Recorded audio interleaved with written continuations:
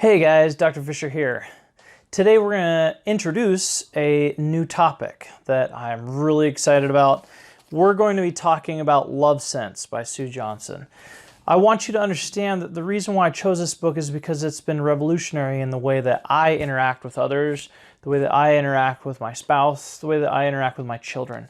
Now, that doesn't mean that I'm perfect at this point in time, but I can tell you it has given me a leg up. And so if you want to have better relationships with those people that are around you, especially in this difficult time, if you want to find more joy, more happiness, more peace in your life, this is the review for you.